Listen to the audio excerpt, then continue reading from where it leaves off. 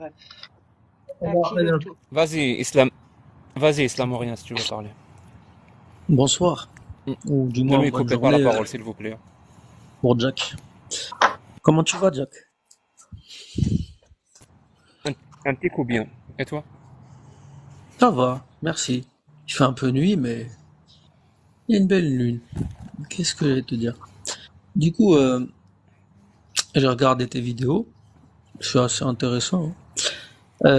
Enfin, en termes d'épistémologie, c'est très intéressant. Mais moi, la question au préalable que j'avais envie de te poser, parce que tu n'y as pas répondu dans tes propres vidéos, c'est quelle est ta définition de Dieu, précisément? Merci. Je suis agnostique. C'est-à-dire? Bah, j'ai répondu à ta question.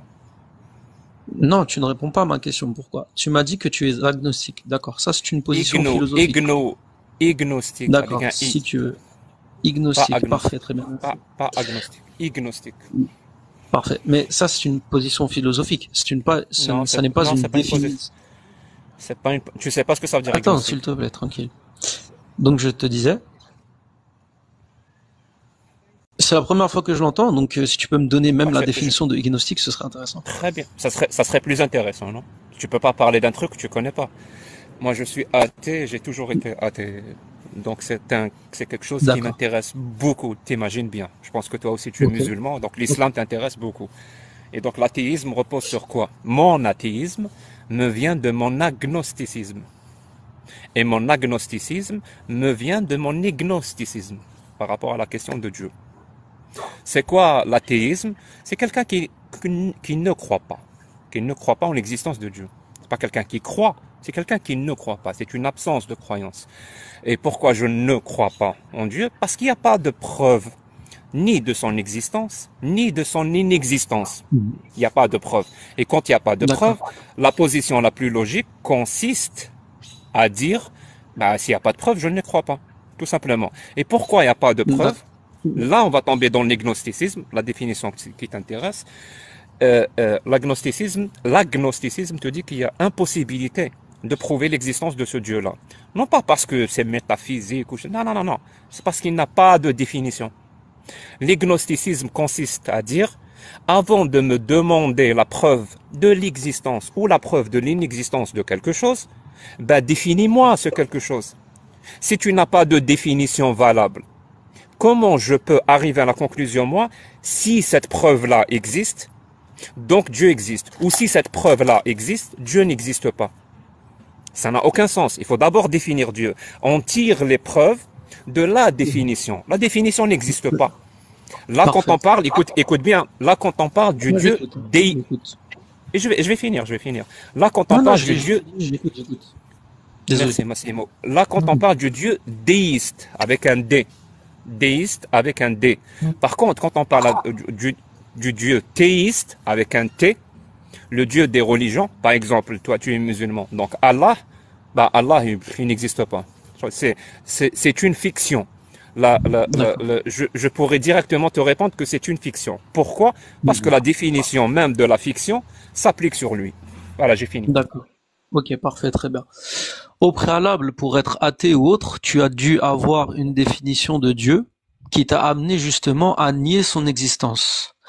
Donc, ça signifie que auparavant, tu avais déjà une Sérieux? définition. Peut-être. Tu Attends, n'as je peux rien parler, écouté s'il de te ce que plaît? je viens de... Tu n'as rien écouté S'il de te ce que je plaît. viens de dire. Voilà, tu vois, c'est parfait. Donc là, tu commences à me couper la parole alors que je ne t'ai absolument pas coupé la parole lors de ton développement. Merci. Je viens Donc de je te reprends. dire que j'ai pas de définition et je ne crois pas. Excuse-moi. Tu viens de Est-ce que dire je que peux, tu as une définition et tu nies. tu, Ça n'a aucun sens. c'est, Mais vas-y, parle. ce Tu veux qui, parler pour parler, parle. d'accord. Ce qui est bizarre, c'est que quand on a Abdelhay ou bien Sha'ban, t'écoutes l'évangile, mais dès que c'est moi, c'est bizarre. Mais je continue. Donc je disais, parce que je fais une critique justement de ton propos, c'est que tu nous dis que tu n'as pas de définition. Ok, très bien. Tu as dit tu n'as pas de définition. Néanmoins, auparavant, tu as dû en avoir une pour nier l'existence même de cette chose-là. Maintenant, tu as dit quoi? Tu as dit que Allah appartient au domaine de la fiction. Ok, parfait, très bien. Qu'est-ce que la fiction? Si tu peux me répondre, s'il te plaît.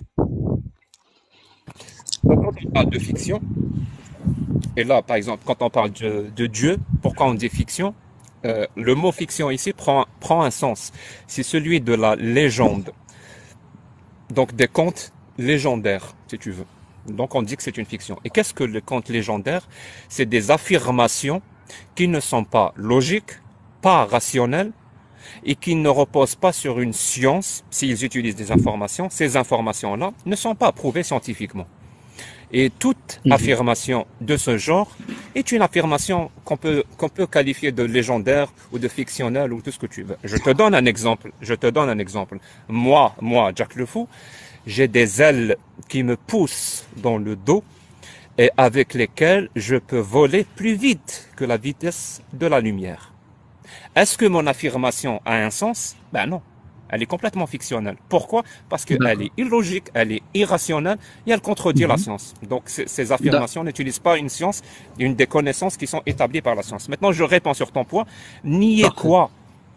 Comment tu peux dire à un athée Parfait. qu'il nie l'existence? On nie l'existence de quelque chose qui a été prouvé.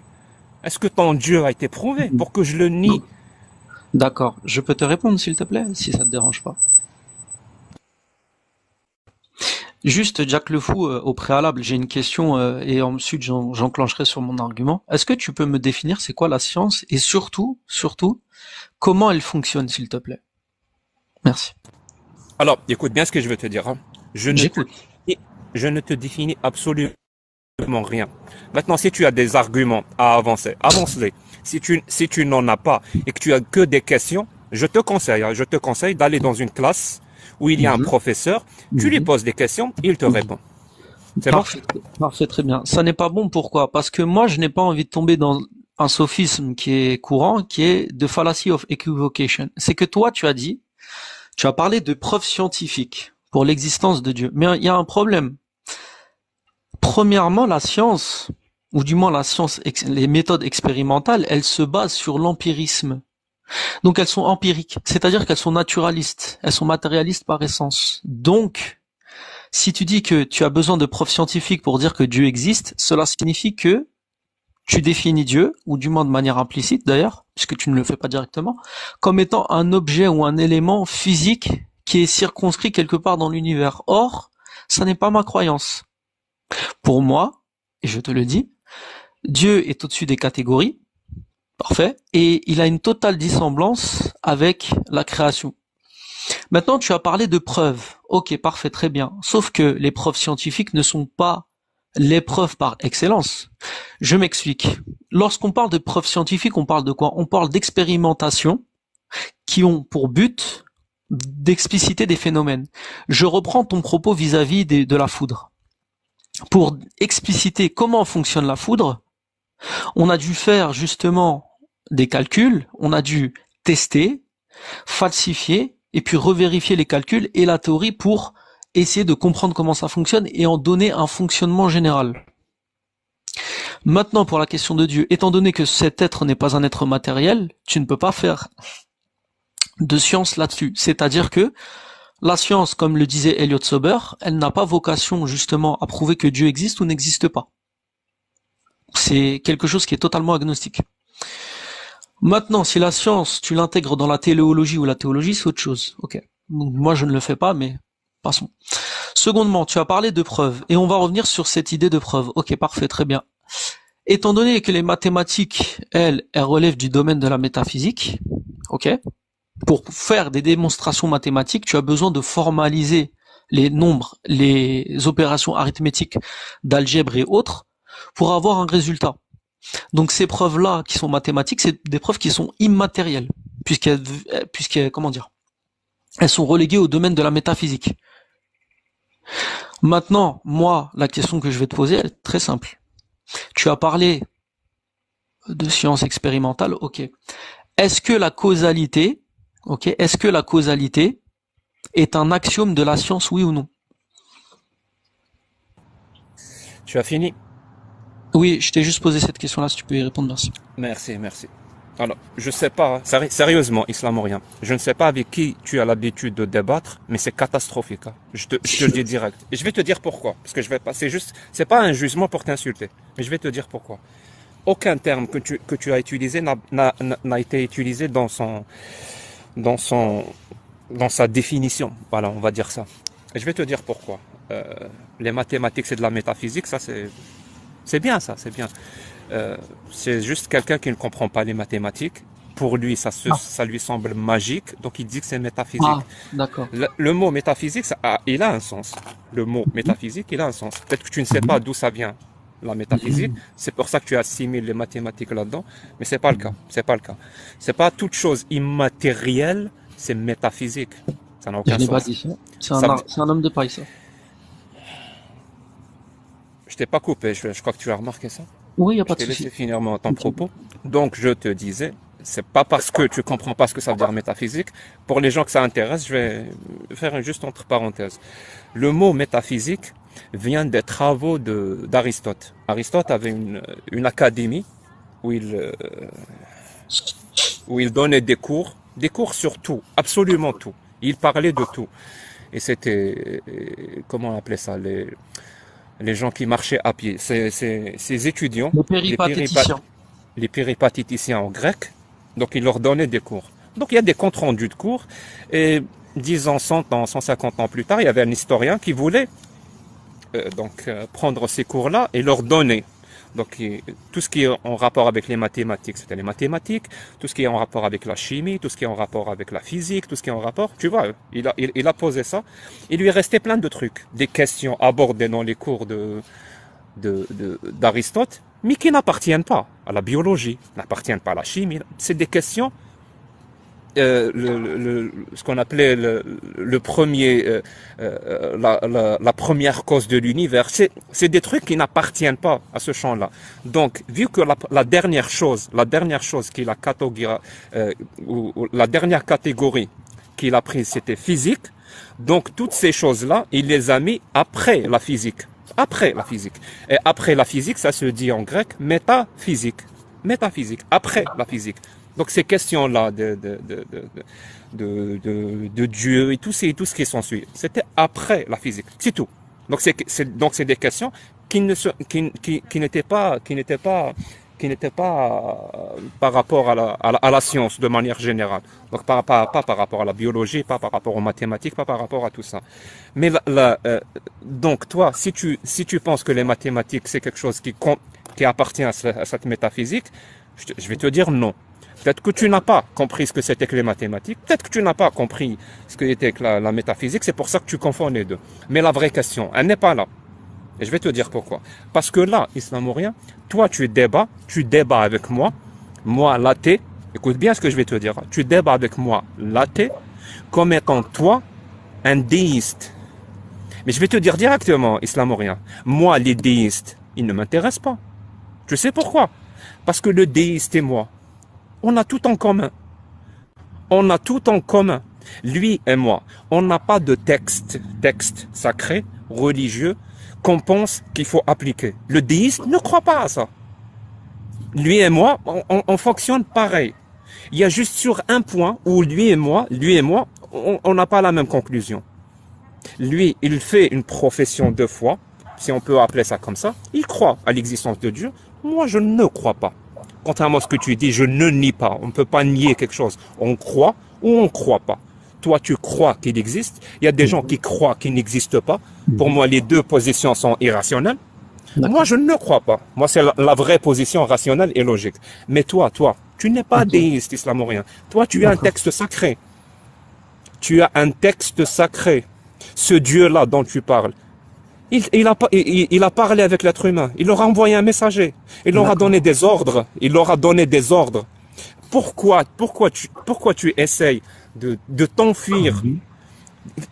de parler de preuves métaphysiques de l'existence Mhm. de Dieu, alors que tu as des preuves matérielles qui existent. Tu as le D'accord. Coran, tu as le Ok. prophète, tu as le prophète ce qu'il a dit.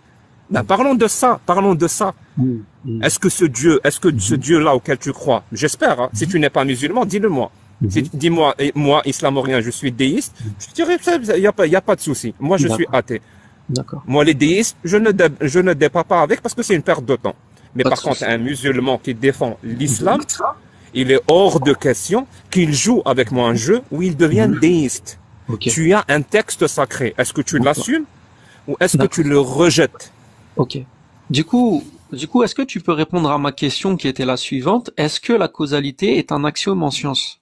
Réponds à ça et ensuite on verra pour le reste, s'il te plaît. Si ça T'as te toujours dérange pas pas. compris, hein. T'as toujours pas compris. Est-ce que le Excuse-moi, prophète, excuse-moi, excuse-moi, est-ce que le prophète excuse-moi. a parlé de D'accord. causalité?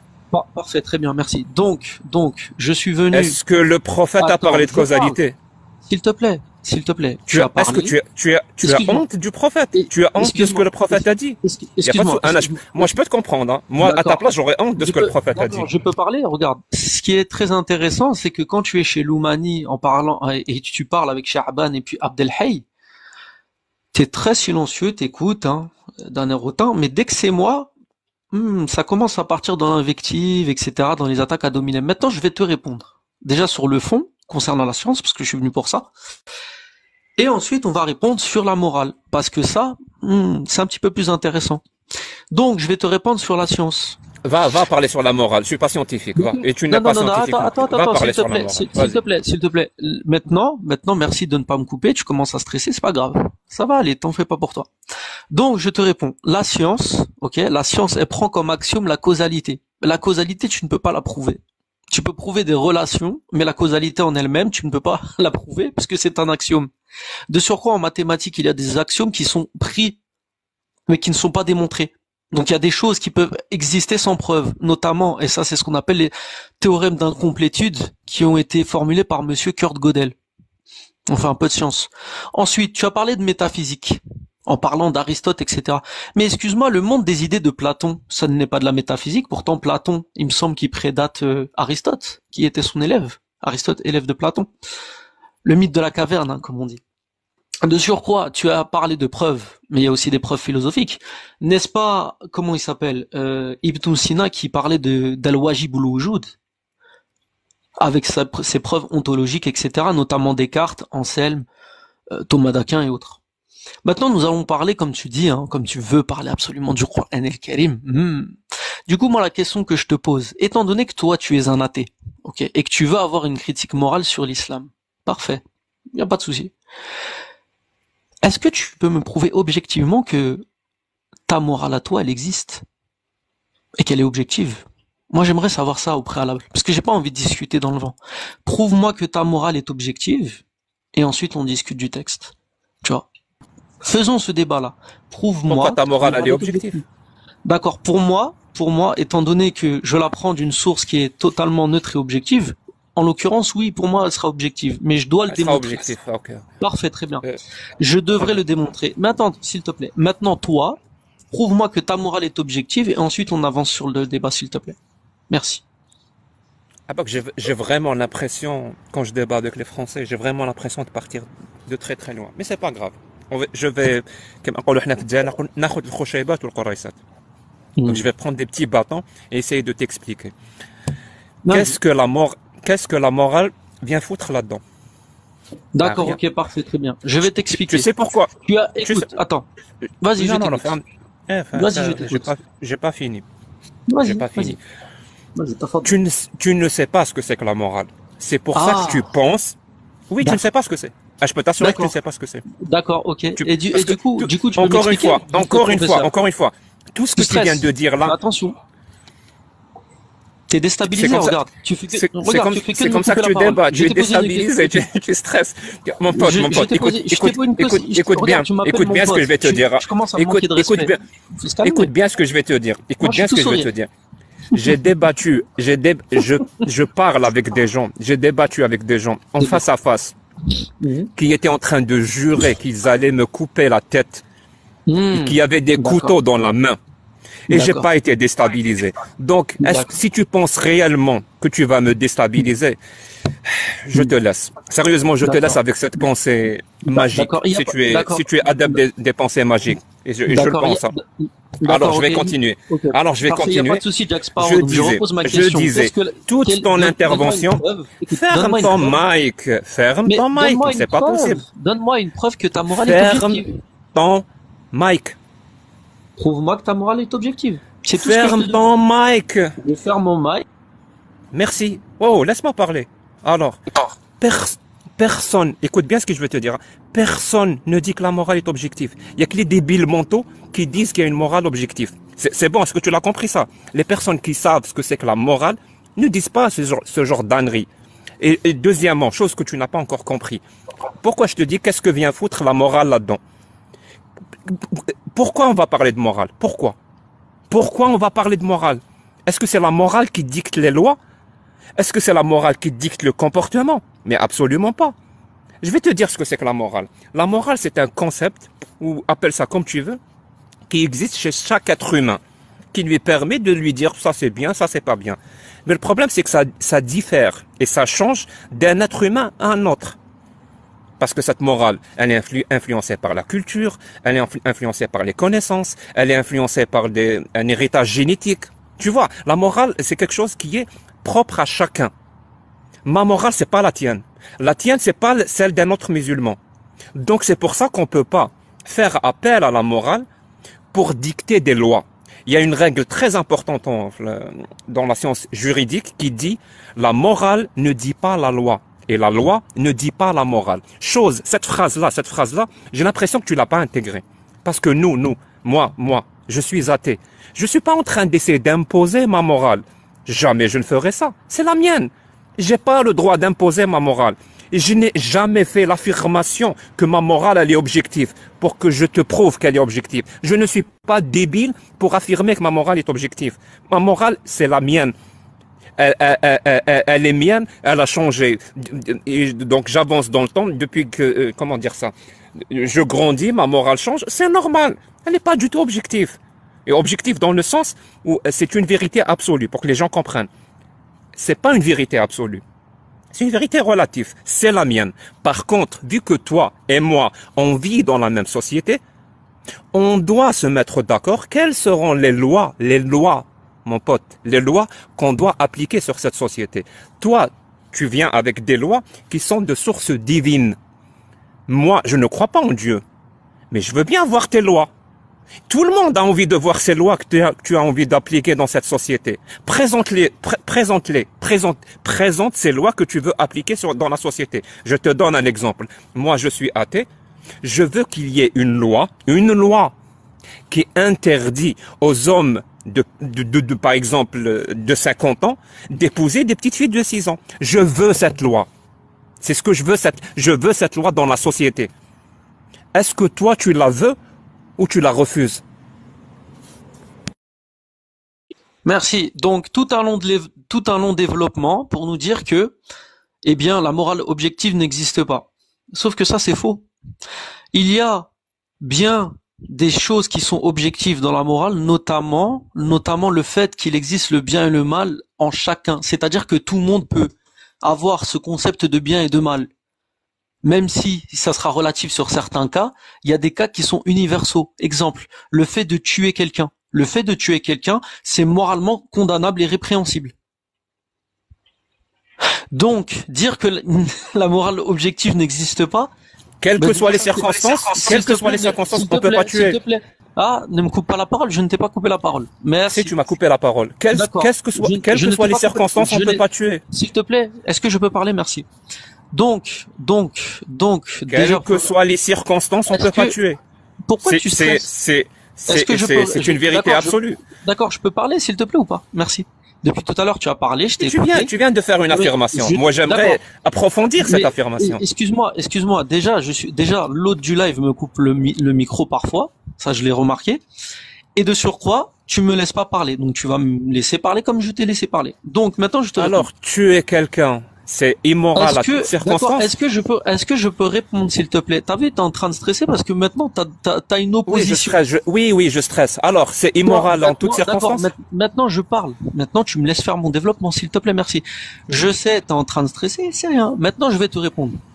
Tuer de manière générale, en dehors de certains cas comme la guerre, par exemple, c'est immoral. Ça, tu peux pas me dire le contraire. Et même, regarde, et même en cas de guerre, on accepte le fait de tuer l'autre. Pourquoi? Parce que ça.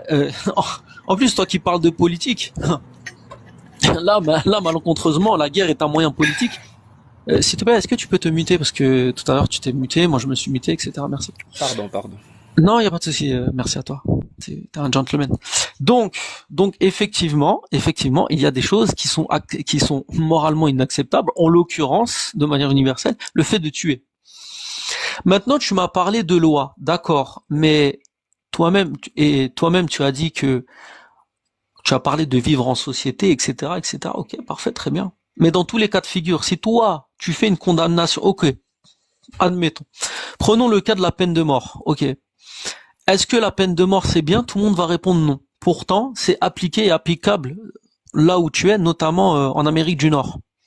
Donc ça veut dire que tu peux accepter toi qu'il y ait ce genre de législation. Donc tu veux faire un débat législatif ou bien tu veux faire un débat de morale. Si c'est un débat de morale, toi-même tu l'as dit devant tout le monde, ta morale est subjective. Pour toi, ma morale est subjective aussi. Donc on ne pourra jamais, entre guillemets, se mettre d'accord sur la question de est-ce que c'est moral ou immoral, entre guillemets, de marier, vas-y si tu veux, une jeune enfant ou bien de jeter d'un toit X ou C'est Y. pour Je ça n'ai pas qu'on parle terminé, pas de je n'ai pas morale. C'est terminé, pour ça je n'ai qu'on pas parle pas de terminé, morale. je Parle-moi n'ai de pas loi, terminé, de je loi, n'ai de pas loi. terminé, je n'ai pas terminé, merci. Maintenant, la législation elle-même, elle change. Elle change en fonction de la société.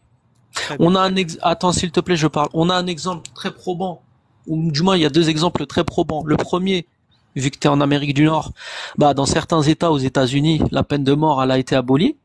Et en France, la peine de mort, justement, la peine capitale pour les voleurs, selon un certain montant, elle a été abolie. Elle existait dans les années 80, elle a été abolie.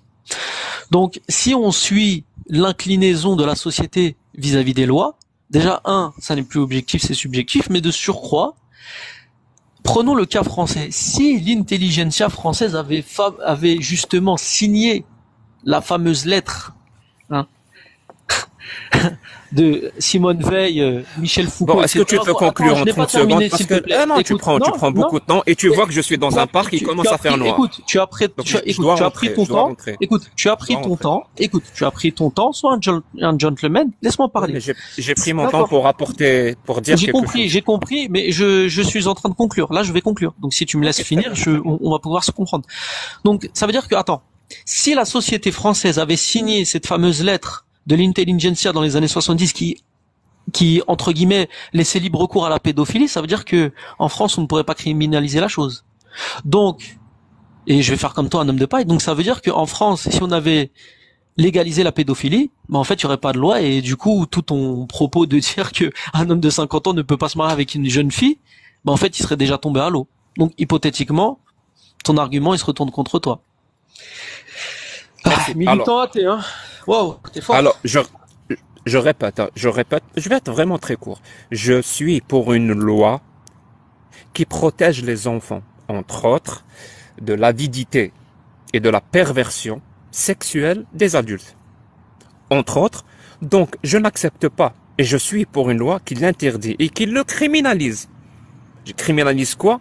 Le fait qu'un homme adulte se marie avec une fille de 6 ans et qu'il la pénètre à 9 ans, pardon. Est-ce que tu es pour cette loi ou pas? Moi, je suis pour cette loi. D'accord, ok, parfait. Tu sais quoi, regarde, je vais aller dans ton sens juste pour de la soumission Non, argumentative. non, réponds-moi, S'il c'est te tout ce que je plaît, te demande. s'il te plaît, parce que toi, ce que tu veux C'est pas faire une un question argument. difficile, hein.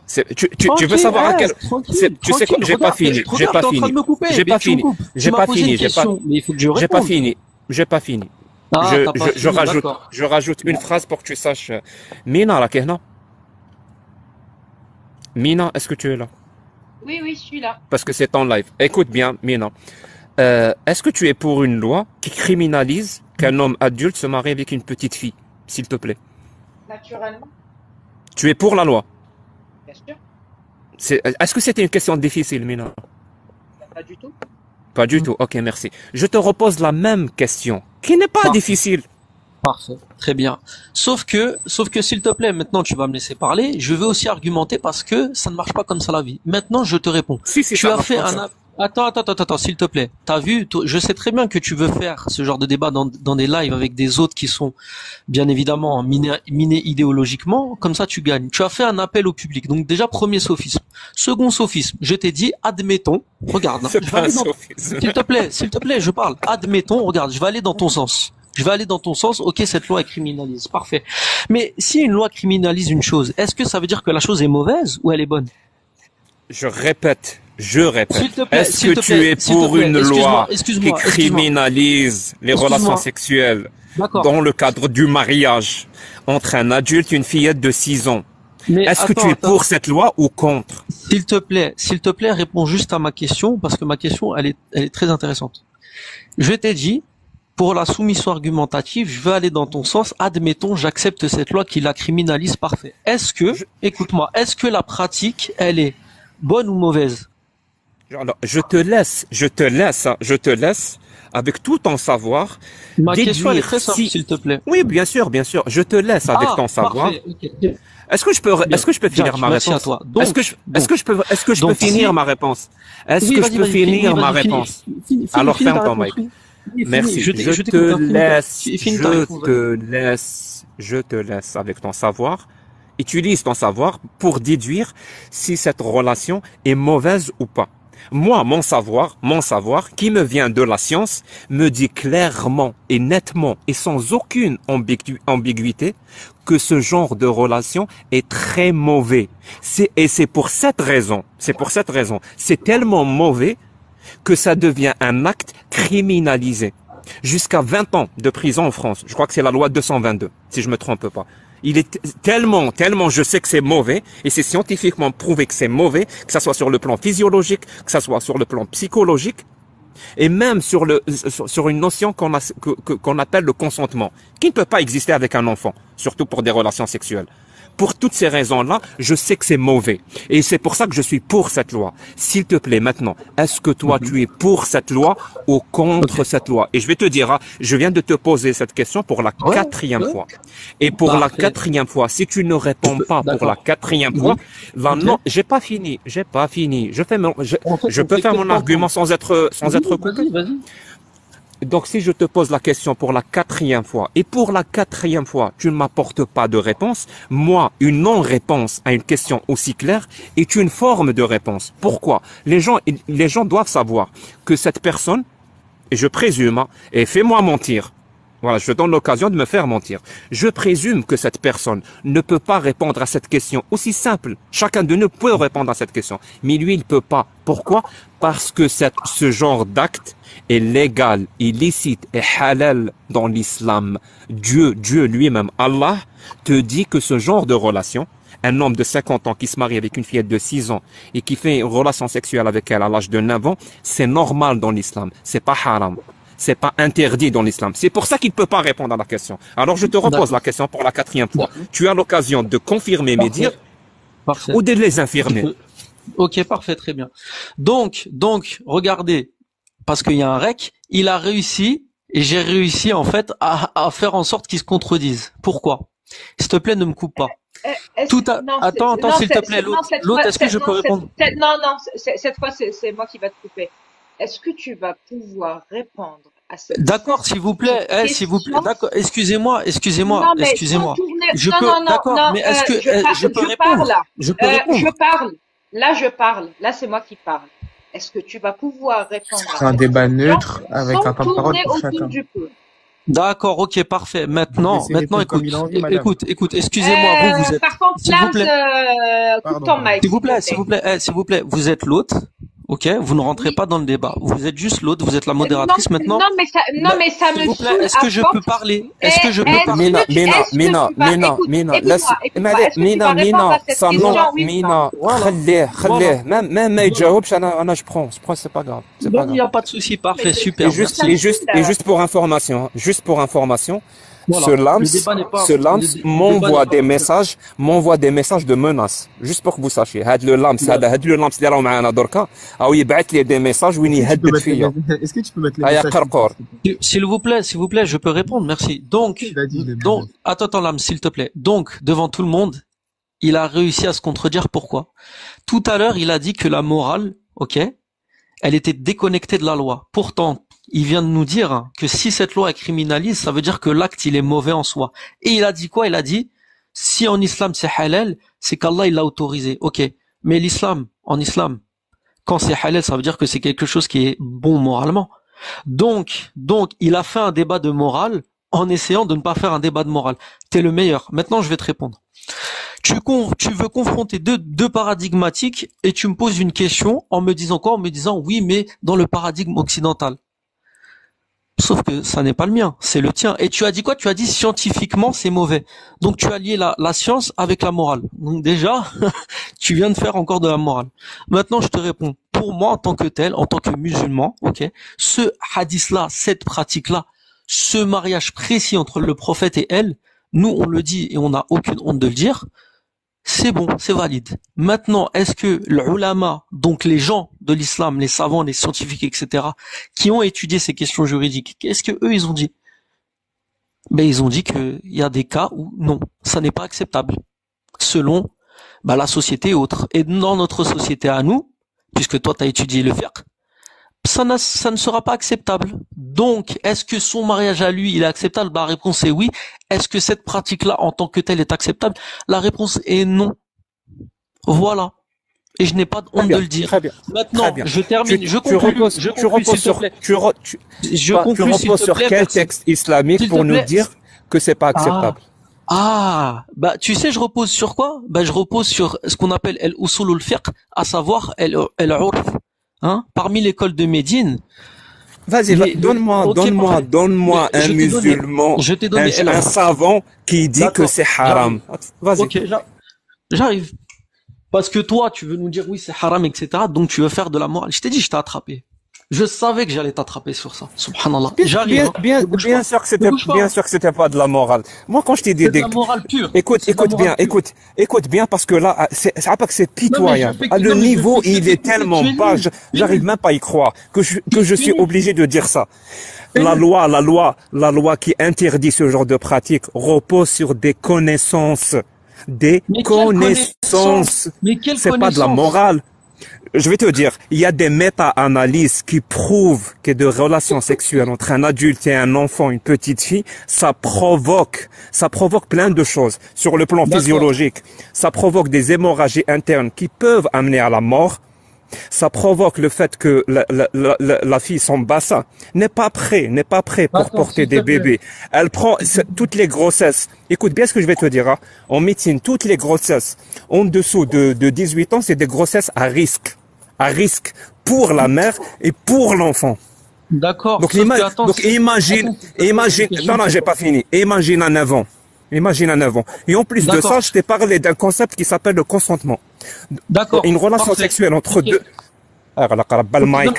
C'est pas possible. T'as rien compris. Maintenant j'ai compris. Parce que maintenant, tu t'arrêtes pas de me couper. Non mais Jack, t'arrêtes pas de me couper. T'arrives même pas à écouter. Celui qui n'écoute pas n'apprend rien. Celui qui n'écoute pas n'apprend rien. Alors écoute, je te dis qu'il y a des... Encore, tu parles en même temps que moi. Comment veux-tu comprendre qu'il y a des études, des méta-analyses, qu'il y a des connaissances scientifiques qui ont prouvé que ce genre d'acte provoque des dommages irrémédiables sur la petite fille? Si tu ne sais pas ça, c'est grave. C'est très grave, Et tu me parles de morale. Elle est où la morale là-dedans? Je te parle de connaissances scientifiques. D'accord, ok. Ya Rabbak, le benadem hada. Non mais tu vois, regarde. Laisse-moi finir. Excuse-moi, Jack. Insupportable. Est-ce que tu vas te respecter et fermer ton mic toi-même ou tu vas m'obliger à le faire? Insupportable. Donc je suis sur un live qui n'est pas le... Laisse-moi finir. Tu parles en même temps, personne n'écoute. Alors je répète depuis le début, mais vraiment, je répète depuis le début. Comme ça sera clair. Je te dis, c'est pas pour des considérations morales que cette loi existe. Aucune loi n'existe pour des considérations morales, sauf dans des pays où c'est des dictatures, si tu veux. Dans un pays qui se respecte, un pays démocratique, des lois, le législateur ne fait pas des lois pour des considérations morales, mais pour d'autres considérations. Et là, cette loi qui interdit, qui criminalise la pédophilie, et on appelle même ça un viol, c'est parce qu'on a des connaissances que cet acte-là provoque des maladies sur le plan psychique. Par exemple, le syndrome de stress post-traumatique. On trouve ça sur le DSM-5. Ça provoque aussi des hémorragies internes. Je t'ai dit que le bassin n'est pas prêt. Et il y a un autre concept qui s'appelle le consentement, une relation sexuelle entre deux personnes, où l'une des deux personnes n'est pas consentante. On appelle ça un viol. Et justement, une fillette de 6 ans ne peut pas donner son consentement. Et il existe un âge du consentement. Pardon, je suis en train de marcher en même temps. Donc il existe un âge du consentement. En prenant en considération tout ça, et c'est pas du tout une question morale, c'est des connaissances. C'est des connaissances que tu peux vérifier. Tu peux faire les mêmes expériences et aboutir au même résultat. Donc on a fait une loi qui criminalise ça. Rien à voir avec la morale. Maintenant que toi, tu as cité le prophète a une relation de ce genre. Et moi je te dis, avec les connaissances qu'on a maintenant, ce genre de relation a beaucoup de risques. À l'époque, ils ne le savaient pas. Je peux pas leur en vouloir. Ça serait de l'anachronisme de porter un jugement avec mes connaissances actuelles sur une époque où ils n'avaient pas ces connaissances. Je te dirais même, il y a 100 ans, ils n'avaient pas ces connaissances. Donc imagine, il y a 1400 ans. Ça serait pas possible. Ça serait de l'anachronisme. Par contre, ce qui serait pas de l'anachronisme, c'est que cette relation entre le prophète, 54 ans, et une fillette de 9 ans, c'est Allah lui-même qui a révélé au prophète pour faire cette relation. Et Allah lui-même permet à n'importe quel musulman d'avoir ce genre de relation. Et puisque Allah, pour toi, c'est une vérité absolue, c'est une vérité absolue, c'est une morale objective, comme tu dis. Donc la parole d'Allah, elle est valable en tout temps et en tout lieu. Ça veut dire ce que Allah a permis il y a 1400 ans, ou ce que Allah a interdit il y a 1400 ans, c'est toujours valable en 2023. C'est toujours valable en 2023 et partout. Même en France et partout. Donc c'est pour ça que je te dis, est-ce que tu es pour la loi qui interdit ce genre de relation en toutes circonstances? Parce que la loi, elle n'accepte aucune exception. Elle interdit et elle criminalise tout ce genre de relation. Alors qu'Allah l'autorise. Donc on a deux affirmations qui sont mutuellement exclusives. Une affirmation qui interdit ce genre de relation en toutes circonstances, c'est la loi. Et on a une autre affirmation de Dieu qui l'autorise. On ne peut pas en même temps autoriser quelque chose et l'interdire. Ou l'interdire et l'autoriser. C'est pas possible, c'est soit l'un soit l'autre. Moi, je vais contre la volonté d'Allah. Je suis pour l'interdiction. Et toi? C'est ça la question, c'est ça la vraie question. Est-ce que tu es pour la parole d'Allah, donc ça l'autorise, ou est-ce que tu es pour la loi, donc contre la parole d'Allah? Ok, parfait, très bien. T'as été très très long. Ok, c'est marrant. Je suis sur un live qui n'est pas neutre, ça je l'ai remarqué, et du coup on va rigoler. Déjà premièrement, je te réponds sur la question du consentement. Déjà premièrement, ce que tu omets devant tout le monde, c'est que Aïcha, elle ne devait pas se marier avec le prophète, mais elle devait se marier avec un polythéiste de Quraysh.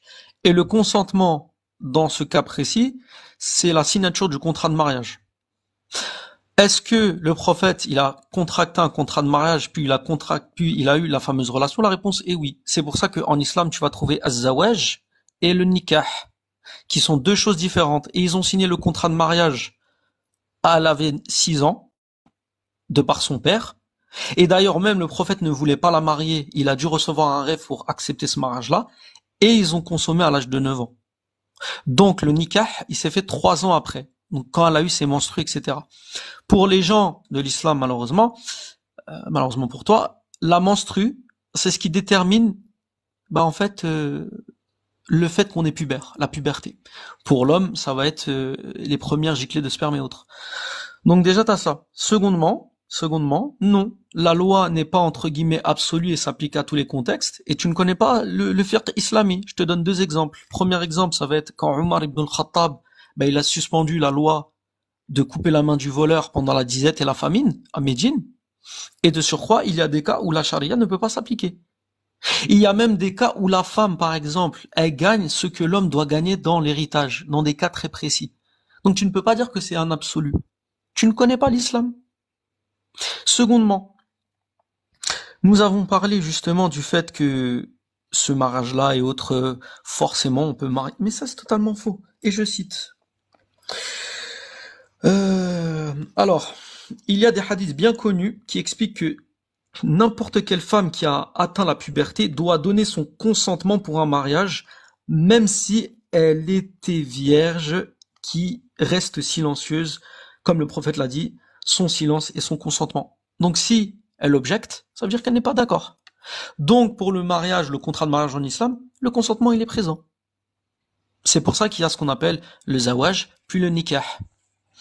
Ensuite, et je cite, le livre c'est Jonathan A.C. Brown, Misquoting Mohammed en page 143. Je crois que c'est la seconde édition. La norme que les ulama ont pris comme consensus était uniquement une règle générale, ou du moins, comme il le dit, was only a general guideline. Ils ont prohibé les rapports sexuels des filles qui n'étaient pas capables de le faire sur la base que le sexe pouvait être physiquement dangereux. Si ce dernier viole sa femme ou bien son gardien, c'est-à-dire son mahram, est en désagrément vis-à-vis de sa capacité à supporter les relations sexuelles, un juge peut décider, si c'est le cas. Donc c'est-à-dire qu'on va envoyer une femme pour juger du cas si la mariée peut ou ne peut pas prendre des relations sexuelles. Tu ne connais même pas le fiqh islamique. Et tu me demandes de juger à l'aune justement des lois démocratiques. Bien évidemment, il n'y a pas de démocratie, le peuple ne vote pas les lois, c'est des représentants dans les parlements qui le font. Tu me demandes de juger un homme sur ça en me disant est-ce que tu criminalises ou pas? C'est-à-dire, est-ce que tu dis que c'est mauvais ou autre? Je t'ai déjà répondu, je t'ai dit pour moi non, ça n'est pas mauvais. Son mariage à lui, ça m'intéresse pas. Est-ce que dans l'absolu, son mariage il est appliqué? La réponse est non. La réponse est non. Et Jonathan Brown te l'explique dans le livre que je t'ai cité. Et il te dit carrément, et en citant justement un médecin, comment ça s'appelle? Irlandais, et je recite, ne bougez pas. A Scottish physician, ok, donc un médecin irlandais résidant à Alep en Syrie à la moitié du XVIIe siècle, note comment les familles mariaient leurs enfants. Un contrat de mariage complet à un jeune âge, mais il ne voulait pas qu'ils consomment le mariage jusqu'au moment où la jeune fille était en âge pour. Fin de citation. Tu t'es fait allumer. Pour moi, tu es un athée très très nul. Tout le monde a vu. Pour moi, le débat il est fini. Je suis sur un live où les autres, malheureusement, y participent, donc ils m'attaquent, etc. Pour moi, c'est réglé. Jack, tu es une fraude. J'ai démontré que tu étais une fraude. Tu ne m'as pas répondu sur la morale. Tu ne m'as pas répondu sur la science et l'épistémologie. Tu ne m'as pas plus répondu sur les preuves de l'existence de Dieu. Pour moi, c'est fini. Moi, je m'en vais. Salut les gars. C'est une fraude, Salam alaikum. Alaikum salam. Alors, il faut jamais dire il faut jamais dire que j'ai démontré. Il faut le démontrer. Voilà. Celui qui dit j'ai démontré, ça veut dire qu'il n'a rien démontré. C'est pour ça qu'il a besoin de le dire. Celui qui démontre ne le dit jamais. Il le démontre, justement. Mais c'est pas grave. Donc, on revient à ce qu'il a dit. Il a dit pas en toutes circonstances. On n'interdit pas à un homme de 50 ans de coucher avec une fillette de 9 ans en toutes circonstances. Ça veut dire quoi? C'est au cas par cas. Il y a des cas où on l'accepte. Il y a des cas où on l'accepte, Amina. Qu'un homme de 50 ans puisse coucher avec une fillette de 9 ans. Je suis désolé, moi je l'accepte pas. Et j'ai pas envie de vivre dans une société qui accepte ce genre de truc. Je peux pas. Je peux pas envie de vivre dans une société. Le seul cas où on peut accepter ça, c'est qu'on soit autorise des actes que je considère criminels. Par contre, lui, il n'a pas de problème avec ça. Pourquoi? Parce que la chose à laquelle il croit l'autorise. Il ne peut pas aller contre, parce que j'ai demandé, moi, qu'il me donne le nom d'un savant, un seul savant musulman qui dit que non, c'est haram. Texte à l'appui, bien sûr. Il n'y a pas. Parce que je viens d'arriver chez moi. Je vais vous donner texte à l'appui. Texte à l'appui. Pourquoi c'est pas haram? Et pourquoi aucun savant ne peut dire que c'est haram qu'un homme qui se marie avec une fillette de 9 ans. On a bien sûr Jacques, je peux 14. Non, je finis vraiment rapidement. On a 14 hadiths sahih qui nous parlent du mariage du prophète. Il ne l'a pas nié, c'est déjà ça. Ça veut dire que le prophète, comment dire ça, l'exemple à suivre, donc qudwa lil alamin, l'exemple à suivre pour tous les êtres humains. C'est quoi cet exemple? C'est un homme de 54 ans qui couche avec une fillette de 9 ans. Donc on a Sahih al-Bukhari, donc authentique de Bukhari 5134, qui dit Aïcha relate, il s'est marié avec moi alors que j'avais 6 ans, et il a consommé le mariage alors que j'avais 9 ans. On a plein d'autres hadiths, je vous ai dit 14 qui citent l'âge directement, et 17 qui parlent du contexte, donc ce qu'elle faisait. Elle jouait avec, elle avait ses jouets, elle avait tout. Donc en se basant sur ce hadith, et en se basant sur le Coran, le verset de Surat Talaq, l'ayah 4, donc le verset du divorce numéro 4, où Dieu lui-même, quand il parle de la période de viduité, donc la période d'attente après un divorce, il te dit Wallahi ya'isna min al-mahid min nisa'ikum in irtabtum fa'iddatuhunna 3 ashhur wallahi lam yahidna. C'est grave de dire ça, mais je vais quand même le dire. Donc Allah te dit que les petites filles qui n'ont pas encore atteint l'âge de puberté, si elles divorcent, les petites filles qui n'ont pas encore atteint l'âge de puberté, si elles divorcent, elles doivent attendre 3 mois. Et en se basant sur ce verset et d'autres versets et les hadiths sahih, bien sûr, ce qu'on appelle la source de la charia, donc la première source c'est le Coran, la deuxième c'est les hadiths, que la charia, donc la loi islamique, dit que ce genre de relation n'est pas haram.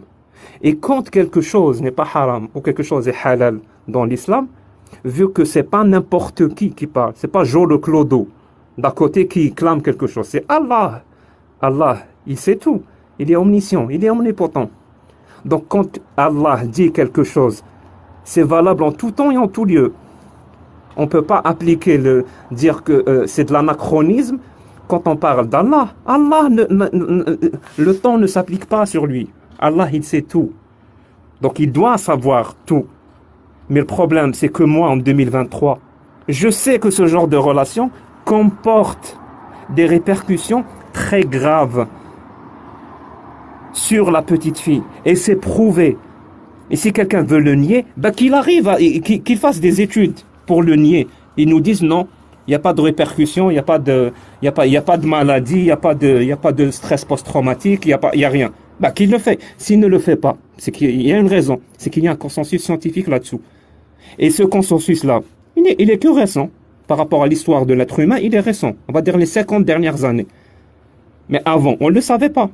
Donc je ne peux pas juger des gens d'il y a 100 ans ou d'il y a 200 ans sur ça. Je ne peux pas. Mais Allah, je peux. Allah, je peux le juger. Il sait tout. Ça veut dire ce que la science a découvert, Allah le savait déjà. Et donc, il y a 2 possibilités. Soit Allah existe et il sait tout. Il est omniscient, omnipotent. Il sait tout. Donc, il savait qu'il y avait ces répercussions très graves sur la jeune fille. Et il a quand même autorisé ce viol et cette pédophilie. Donc c'est plus un Dieu du bien, c'est un Dieu du mal. Chose qui m'étonnerait. Parce que la réponse la plus rationnelle et la plus logique, c'est que Allah, comme toutes les religions qui existent au monde, il y en a des milliers, des dizaines de milliers, ces dieux-là ne sont que le produit de l'imagination de l'être humain. Et il se trouve que Allah a été révélé au 7e siècle dans une région, chez les Bédouins, au 7e siècle en Arabie Saoudite. Quel était leur savoir scientifique, les Bédouins au 7e siècle, comparé à nous? Il était risible, réellement risible, surtout sur cette question, sur les répercussions négatives de ce genre de relation avec les petites filles. Ils n'avaient pas des connaissances. C'est pour ça que Allah, vu que c'est leur produit, leur imagination, donc Allah, il est limité dans ses connaissances comme l'était le peuple de Quraysh. Il est limité. C'est pour ça que Allah autorise ce genre de relation. Parce qu'il ne sait pas. Parce que le peuple qui l'a imaginé ne savait pas ça. Donc, conclusion, Allah n'existe pas. Tout simplement. Parce que comment expliquer autrement alors que Allah a comment dire ça, les mêmes lois par rapport au mariage des petites filles que Quraysh, les mêmes lois par rapport à l'esclavage que Quraysh, les mêmes lois par rapport au vol de couper la main que Quraysh. Ils pensent comme eux. Allah et Quraysh, c'est la même personne. Il a exactement les mêmes connaissances. Même quand on lit le Coran, par rapport, si on cherche des connaissances scientifiques sur l'univers, sur la planète Terre, sur le Soleil, pareil, il a exactement la même connaissance que la peuplade, les Bédouins du 7e siècle en Arabie Saoudite. Exactement les mêmes connaissances. Le Soleil qui tourne autour de la Terre qui est plate, n'importe quoi. Le ciel est un plafond. Comment dire ça, c'est les ignorants de l'époque qui pensaient ça. Mais vu que c'est eux qui ont imaginé Allah, eh ben Allah, il est aussi ignorant qu'eux. Aussi ignorant qu'eux. Mais le problème, c'est que quand on arrive en 2023, parce que moi, je suis en 2023, je ne suis pas au 7e siècle en Arabie Saoudite, je suis en 2023, j'ai la science à côté de moi. La science, elle me donne des connaissances. Elle me dit ce qu'il y a, ce qu'il n'y a pas. Ce qui est prouvé, ce qui n'est pas prouvé. Mais quand en 2023, tu es obligé, par endoctrinement et par peur, de croire aux connaissances de Quraysh du 7e siècle, tu es obligé de croire à ça, eh bien tu finis par nier ce que la science a prouvé. On se retrouve avec des personnes comme celui-là, islamorien, qui croient littéralement que les connaissances de Quraysh, c'est une vérité absolue. C'est une morale objective. Et on récolte quoi à la fin? On récolte que le mariage des petites filles, on doit l'appliquer en 2023. Mais c'est grave ça. Mais est-ce que c'est logique? Oui, c'est logique. Oui, c'est logique. Quand tu crois à des absurdités, tu es obligé de dire et de commettre des atrocités au nom de ces absurdités. Pardon, Foula, tfadli. Oui, il n'y a pas de souci. Merci, Jacques. Rappelle que, bon, j'estime que le live est entièrement en français. Mais je pense que, bon, la majorité peut-être des gens, enfin je le pense, mais je suis pas très sûre, arrivent quand même à comprendre les bases de soit l'arabe ou bien d'Alja. Donc, moi, j'ai trouvé ça un peu particulier, enfin, c'est-à-dire par rapport à la personne qui est partie. Donc, lui, il a parlé de fiqh, mais il a donné des exemples ou bien des dires, des propos de personnes qui ne sont pas reconnues en tant que exégètes ou bien en tant que comme de culte. Donc, je comprends pas. Parler de fiqh et après donner un exemple avec genre, je sais pas qui, un mécréant ou que dire, hein, je sais pas qui est cette personne. J'ai trouvé ça très bizarre. Donc, pour revenir et pour vraiment donner les avis des exégètes, des hommes de culte, al-fuqaha, puisqu'on parle de fiqh justement, Les donc voilà. savants. Les savants, voilà, voilà, les érudits. Al-ulama, il a traduit ça comme scientifique. Exactement, voilà.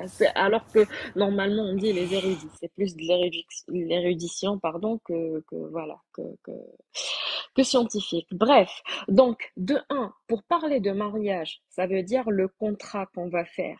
Hein. On parle pas là de la consommation du mariage, on parle pas du rapport sexuel, mais uniquement du mariage en tant que acte. D'accord?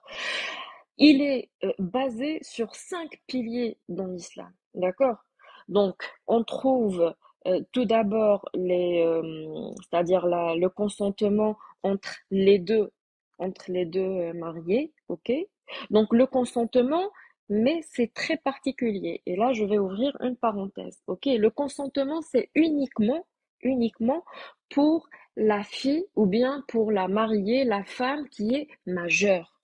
D'accord. Pourquoi? Puisqu'ils se sont basés sur un hadith, d'accord, et sur ce qui s'est passé avec Aïcha. Donc, qu'est-ce qu'ils ont dit les érudits? Ok. Ibn Qudama à titre d'exemple, donc je vais essayer de lire ça en arabe et puis donner la traduction. Donc, je vais essayer de faire comme je peux. أما البكر الصغيرة فلا خلاف فيها. Ça veut dire qu'il y a un consensus ou bien, c'est-à-dire que les exégètes, les hommes de culte, ils sont unanimes, d'accord, quant au consentement de la grande, mais pas de la petite. أما البكر الصغيرة فلا خلاف فيها. قال ابن المنذر أجمع كل من نحفظ عنه من أهل العلم أن نكاح الأب ابنته البكرة الصغيرة جائز إذا زوجها من كفء. Ça veut dire que le tuteur, donc ce cas-là, on parle du père, d'accord, le tuteur, qui il a utilisé, je pense, il a dit le protecteur, ou je sais pas comment il a dit, donc normalement, on dit le tuteur. Le tuteur a le droit de marier sa fille sans son consentement, du moment où elle est petite. D'accord? قال ابن عبد البر أجمع العلماء, ils sont unanimes, على أن للأب أن يزوج ابنته الصغيرة ولا يشاورها. Ça veut dire il n'a pas à demander son avis, qu'elle soit d'accord ou non. لتزويج رسول الله, et donc là il donne, d'accord, il donne l'exemple du prophète. لتزويج رسول الله صلى الله عليه وسلم عائشة وهي بنت 6 سنين, puisque voilà, donc Aïcha et le prophète Mohammed, ils ont fait l'acte de mariage quand elle avait 6 ans, et d'ailleurs elle le dit dans son hadith. تزوجني وأنا بنت 6 وبنى بي وأنا بنت 9. Ça veut dire il m'a épousée quand j'avais 6 ans et il a consommé le mariage quand j'avais 9 ans. D'accord? Donc, après, on donne quelques avis ici. Bon, et après, vous pouvez chercher sur Internet, mais en tout cas, il donne, c'est-à-dire sur le site, il donne des avis qui sont quand même plus ou moins divergents, mais voilà, ils se sont basés sur ça. Donc, sur le hadith aussi qui dit que la tusta'dhanu al-bikr as-saghira. Et le bikr, ça veut dire quoi? C'est, entre guillemets, la vierge qui est grande, si vous voulez. D'accord? Donc, ça c'est de un. De deux, il a parlé, voilà, donc on était en train de parler des 5 piliers du mariage. Donc, on a dit le consentement entre les deux personnes quand elles sont majeures. Ok. Ensuite, qu'est-ce que nous avons? Donc, il faut qu'il y ait les tuteurs, la présence du tuteur, et puis la présence aussi des shuhud, donc les témoins. D'accord? Et donc, ils se sont basés sur قوله أيما امرأة نكحت بغير إذن وليها فنكاحها باطل. Ça veut dire que s'il n'y a pas le consentement du tuteur, le mariage est interdit, il est annulé, il est, enfin voilà, si vous voulez.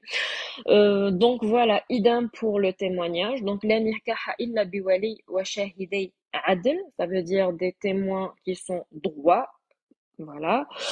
Donc ça c'est écrit dans Al-Bayhaqi, d'accord? Wa sahahahu al-Dhahabi, ok?